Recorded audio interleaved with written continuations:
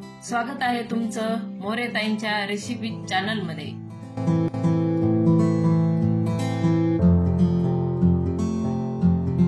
चला तर मग व्हिडिओमध्ये पुढे जाण्याआधी बेल आयकॉन दाबून चॅनलला सबस्क्राइब करा आणि सुरू करा मोरेताईंसोबत आजची ही चवदार रेसिपी बनवायला। नमस्कार मंडळी, आज आपण वांग्याची भाजी करणार आहे।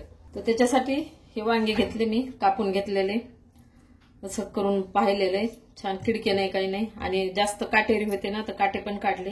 खाताना ना जिभेला पण टोचतेत ना तर मग काढायचे, जास्त देठ होते ते पण कापून काढले आणि असे पाण्यात ठेवले। आणि थोडेसे ना आपण ना याच्यात वाटाणा टाकणार आहे, कारण आता हिवाळ्यात भरपूर वाटाणा येतो ना, त्याच्यामुळे प्रत्येक भाजीत मी टाकतेच, कोरडी असो किंवा थोडी रश्याची असली तरी मी वाटाणा कोणत्याही भाजीत टाकते, छान लागते। आता भाजीसाठी मसाले घेतलेले ते दाखवते। धना पावडर घेतलेले आहे, कांदा लसूण मसाला, हळद, लाल तिखट, कोथिंबीर आणि लसण अद्रक कुटलेले आणि मीठ घेतलेले आणि अर्धी वाटी आपण शेंगदाण्याचं कूट पण घेतलेले। आता आपण गॅस पेटवलेला आहे, कढई ठेवली आहे आणि कढईमध्ये तेल टाकलेलं आहे। आपलं तेल पण गरम झालेलं आहे। आता आपण हे वांग्यातलं एकदम पाणी असं थोडंसं निथरून म्हणा किंवा काढून म्हणा असे वांगे केलेले आहेत मी। आता आपल्याला परतून घ्यायचे।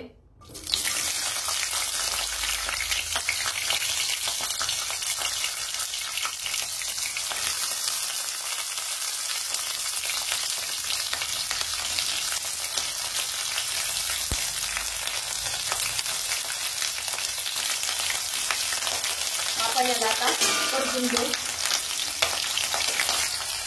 आता वांगे आता छान परतून झाले, असे त्याला डाग पडले, छान परतलेली ना कोणती पण भाजी करताना परतून घेतली ना तर भाजी एकदम चविष्ट लागते। आता हे परतलेले तर मी काढून घेते। त्याच तेलामध्ये आपण मोहरी टाकून घेऊ आणि लसण आणि अद्रक असा कुटलेला आहे तो पण टाकू।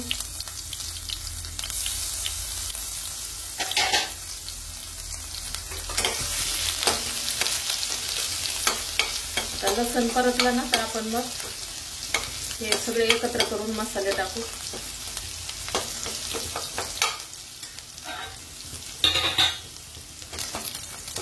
आता हा घेतला मी कांदा लसूण मसाला, तो पण टाकू।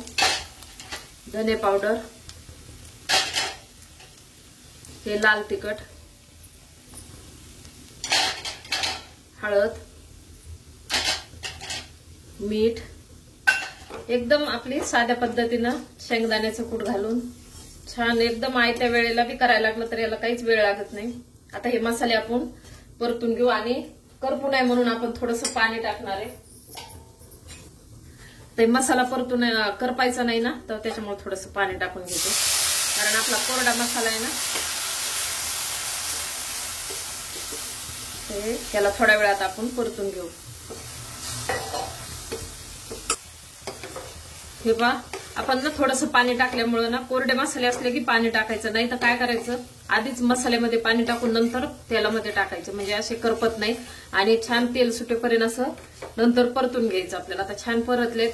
आता मी याच्यामध्ये ना शेंगदाण्याचं कूट पण टाकणार आहे, थोडंसंच टाकणार आहे, एवढं टाकणार आहे आणि हे आपण वाटाणे घेतलेले का ते पण टाकणार आहे। आता याला थोडंसं परतून घेऊ, मसाल्यामध्ये मिक्स करून घेऊ। आता हे वांगे असे परतून घेतलेले का ते पण आपण मसाल्यात टाकणार आहे। तुम्ही याला भरलेलं वांग म्हणा किंवा नुसती मसाला वांग म्हणा किंवा वांग्याची भाजी म्हणा, एकदम साध्या पद्धतीने केलेली।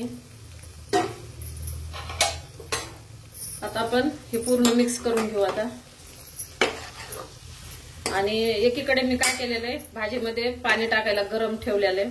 आता आपलं गरम पाणी पण होत आलंय, थंड पाणी नाही टाकायचं। याला थोडंसं परतून घेते आणि मग आपण गरम पाणी टाकू। आता पूर्ण वांगे ना मसाल्यात असे परतून घेतलेले। आता आपण गरम पाणी केलेले ते टाकून देऊ।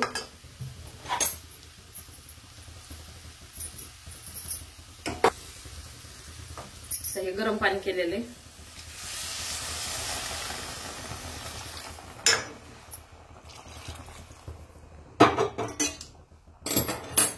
आता वांगे चांगले शिजाव म्हणून असं इतकं पाणी टाकलेलं आहे. तुम्ही तुमच्या अंदाजानुसार पाणी टाकून घ्या. थोडीशी कोथिंबीर टाकू.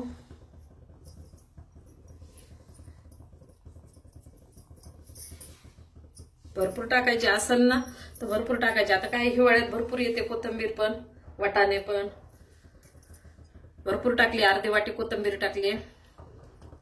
आता आपण भाजीला उकळी आणून कमी गॅसवर नंतर शिजवून घेऊ. मग आता उकळी आणू. हे पहा आता छान भाजीला उकळी आलेली आहे. आता फुल गॅस होता, उकळी छान आली. आता आपण कमी गॅस करून झाकण ठेवून वांगे छान शिजू देऊ. आता कमी गॅस केलाय. आता आपण ताट काढू.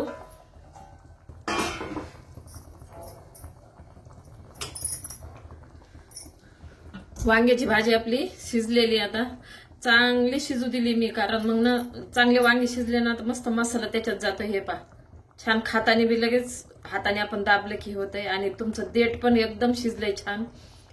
अशी एकदम साध्या सोप्या पद्धतीने माझी वांग्याची भाजी कशी झाली ती कमेंटमध्ये सांगा. आता मी काढून घेते. अशा प्रकारे वांग्याची भाजी तयार आहे. एकदा नक्की ट्राय करा आणि कमेंटमध्ये कळवा. तुम्हाला हा व्हिडिओ आवडला असेल तर लाईक करा आणि अशाच प्रकारच्या चवदार आणि चमचमीत रेसिपीसाठी सबस्क्राईब करा आणि कमेंटमध्ये कळवा तुम्हाला कोणत्या रेसिपीज बघायला आवडतील. पुन्हा भेटूया एका नवीन रेसिपीसह एका नवीन व्हिडिओमध्ये. धन्यवाद.